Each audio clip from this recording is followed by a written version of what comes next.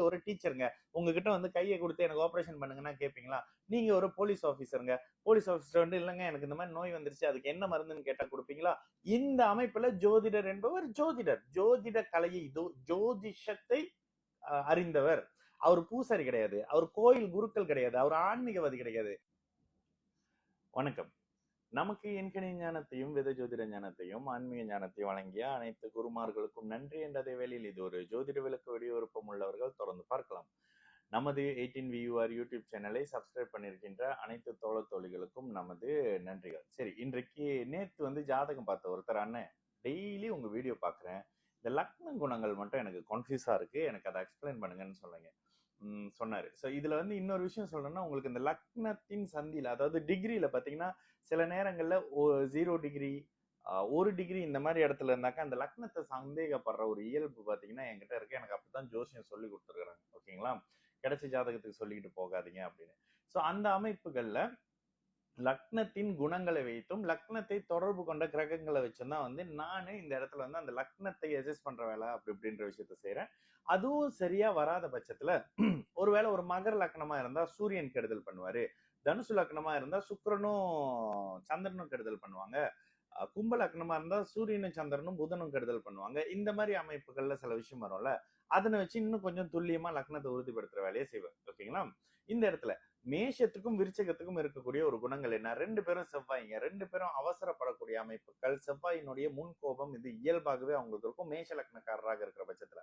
இதுல லக்னத்துல ஒரு மாற்று கிரகங்கள் வந்து அமரும் பொழுது குணங்கள் மாறும். குரு அமரும் போது நல்லவரா இருப்பாரு, சனி அமரும் போது பிடிவாதக்காரரா இருப்பாரு, சந்திரன் வரும்போது மனதுக்குள்ள சில மாதிரி சந்திரனின் ஒளியின் அமைப்புகள்ல தான் சொல்லணும். சந்திரனுக்குன்னு ஒரு வீடியோ வேணும்னா நாளைக்கு போடலாம். அப்ப சந்திரனுடைய அமைப்புகள் வரும் பொழுது மனம் சார்ந்த அமைப்புகள்ல வரக்கூடிய தன்மையாக இருக்கும். சூரியன் வரும் பொழுது அவரே வந்து அதிகாரத்தை விரும்பக்கூடியவராகவும் உடல் உஷ்ண நிலையில ஏன்னா உச்சமா வராங்க, உடல் உஷ்ண நிலையை அடையக்கூடிய அமைப்புகள் இந்த மாதிரியான விஷயங்கள் வரும். விருச்சகம்னு எடுத்தீங்கன்னா அவர் கொஞ்சம் தனித்துவமா இருப்பாரு, தனித்தே இருக்க விரும்புவாரு. காலபுருஷ தத்துவத்தின் 12ஆம் இடம் அப்படின்றதுனால அவருக்கு ரெப்டைல் மாதிரியான மிருகங்கள்ல விருப்பங்கள் இருக்கும். இன்னும் சொல்லணும் அப்படின்னாக்கா அந்த நீர்நிலைகள் மாதிரியான இடத்துல தனித்து இருக்கிறதுக்கு விருப்பப்படக்கூடிய அமைப்புன்றதெல்லாம் விருச்சக லக்னம், இன்சூரன் ஏஜென்ட் இந்த மாதிரியான விஷயங்கள்லாம் வந்துடும். ரிஷப துலாம் லக்னக்காரராக இருந்தீங்கன்னா ரிஷபத்துக்கு ஒரு குணம், துலாத்துக்கு ஒரு குணம் இருக்கும். ரிஷபத்தினுடைய குணம் எல்லாத்துலயும் ஒரு நேர்மையான அமைப்புகள்ல, அழகு சார்ந்த அமைப்புகள்ல, பேச்சு சம்பந்தப்படுறது, தன்னை எல்லாம் புகழணும், லக்ஸரியா இருக்கணும், இது மாதிரியான அமைப்புகள் வந்துடும். துலாம் லக்னக்காரராக இருந்தீங்கன்னா பிறவியில இருந்தே உங்களுக்கு தொழில் செய்யணும்ன்ற அமைப்புகள் வரும். அந்த துலாம் லக்னத்தினுடைய இயல்பு. இதுல மாற்று கிரகங்கள் வந்து அமரும் பொழுது ஓகேங்களா அந்த அந்த குணங்கள் அப்படியே மாறும்ன்ற மாதிரி வரும். மிதுனத்துக்கும் கன்னிக்கும் இருக்கிற டிஃபரெண்ட், மிதுனம் வந்து ஒரு படிக்காத மேதைன்னு வச்சுக்கோங்களேன். மிதுனத்துக்கு ஞானம் அடிப்படையாக செயல்படும், கன்னிக்கு படிச்ச ஞானத்தை வச்சு அவங்க செயல்படுவாங்க. மிதுனம் ஞானவான், கன்னி படிப்பாளிங்க. அவரு தான் ஐடில இருப்பாரு, அவர் தான் அக்கௌண்ட்ஸ்ல இருப்பாரு, அதுல இருப்பாரு, இதுல இருப்பாரு, சாஃப்ட்வேர் கிரியேட் பண்ணுவாரு, வானிலை சார்ந்த ஸ்பேஸ் மாதிரியான விஷயத்துல இருப்பாரு. சந்திரன் சொல்ல வேணாம், சந்திரன் இயல்பாகவே தரும் தாய்மை குணம் எல்லாத்துக்கும் சேர்ந்துக்கிட்டு நான் ஒரு கதை சொல்லும் போதே நீங்க ஒரு கற்பனையில போய்கிட்டு இருப்பீங்க. இதெல்லாம் கடகத்தினுடைய இயல்பு. கூடவே சேர்ந்து சிம்மம், சிம்மத்தினுடைய சிம்மம் இது எல்லாம் லக்னத்துல வேறு கிரகங்கள் பழுதுபடுத்தாம இருக்கக்கூடிய அமைப்புகள் அவர்களுடைய நேச்சர் என்னது. அப்ப சிம்மத்தினுடைய அமைப்பு அதிகாரம் பண்றது, அடுத்தவங்களை வேலை வாங்குறது, தனக்கு எந்த வேலையும் செய்ய பிடிக்காது, இன்னொருத்தவங்களுக்கு கமெண்ட் கொடுக்கக்கூடிய அமைப்பு, தலைமைத்துவமாக இருக்கிறது, இதெல்லாம் வந்து சிம்மத்தினுடைய அமைப்புங்க. அதற்கு பிறகு தனுசு மீனம்னு எடுத்தீங்கன்னா எல்லாத்துலயும் நேர்மையான அமைப்பு. இதுல லக்னத்துல எந்த கிரகமும் இல்லாத தொடர்பு கொள்ளாத பட்சத்துல தனுசு லக்னமா இருக்கிறாரு, லக்னத்துல சனி இருக்காருன்னா கடுமையான சுயநலவாதி தான். இந்த ஒரு லக்னத்துக்கு தனுசு ராசிக்காரங்களாம் நல்லவங்க, மீன ராசிக்காரங்களாம் கெட்டவங்கன்னு இப்படி யாராவது சொன்னா தயவு செஞ்சு நம்பிக்கிட்டு இருக்கிறாங்க. அதெல்லாம் சும்மா உங்களை ஆறுதல் படுத்தி வியூஸ் ஏற்றிக்கிறதுக்காக பண்ற விஷயம். தனுசு லக்னமாக மீன லக்னமாக இயல்பாக இருக்கிற பட்சத்துல நீங்க நேர்மையானவர்.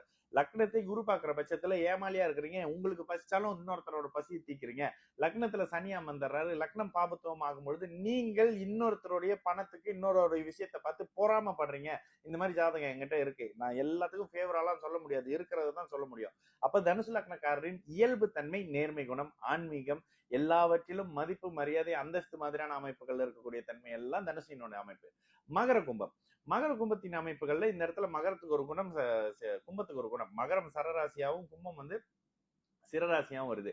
சரம் உயர்ந்தது, எல்லாவற்றிலும் சரராசி உயர்ந்தது. மேஷம், கடகம், துலாம், மகரம் இந்த உயர்வான ராசிகள் இருக்குல்ல, இந்த ராசி வீடுகள்ல மிக உன்னதமான சரம் கடகத்தின் சரம். ஏன்னா ஒரே ஒண்ணுதான் இருக்கு.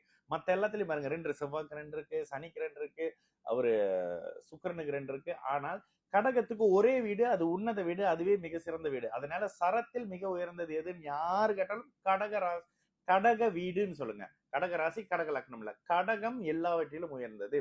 அந்த மாதிரியான அமைப்புகள்ல சனியின் சர வீட்டுக்கு ஒரு பலன், சனியின் ஸ்திர வீட்டுக்கு ஒரு பலன். சர வீட்டுல இருக்கக்கூடிய சனி வந்து ஒரு நிலைத்தன்மையான அமைப்புகள்ல இருப்பாரு. எல்லாவற்றையும் சுபத்தன்மை இருக்கும் பொழுது பலன் மாறும். இப்ப பாருங்க, லக்ன குணத்தை விட்டு வேற விஷயத்துக்கு போறேன். மகர லக்னமாக இருக்கிற பட்சத்தில் நீங்க ஆராய்ச்சி குணம் மிக்கவர். யாரெல்லாம் மகர லக்னம், குறிப்பா சில மகர ராசிக்காரங்களாம் நோண்டி நோண்டி பாருங்க, அடுத்தவர்களின் ரகசியத்தை நோண்டி பாக்குறது, அவங்க ரகசியத்தை வெளியே விடவே மாட்டாங்க. துல்லியமா இருக்கும், இல்லைன்னு சொல்லவே முடியாது.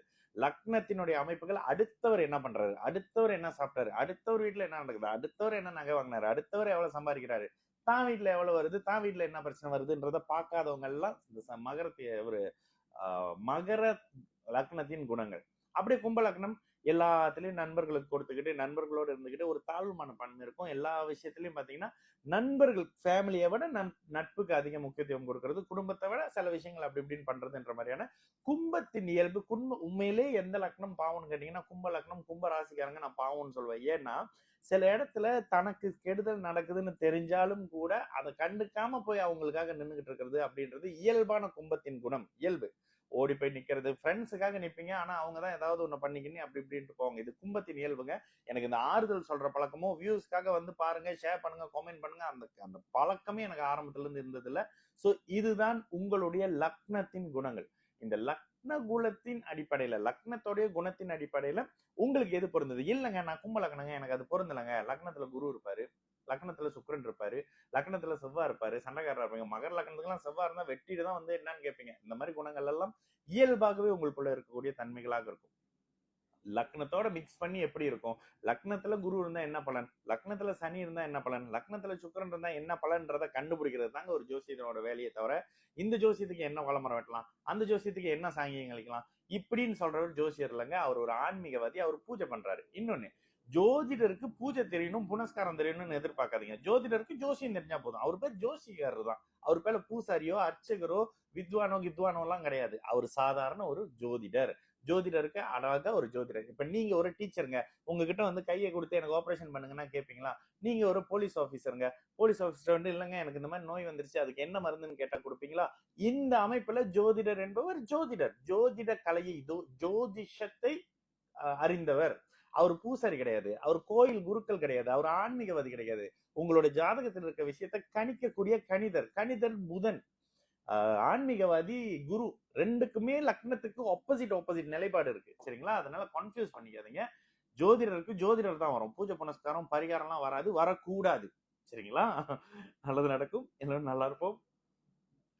வணக்கம்.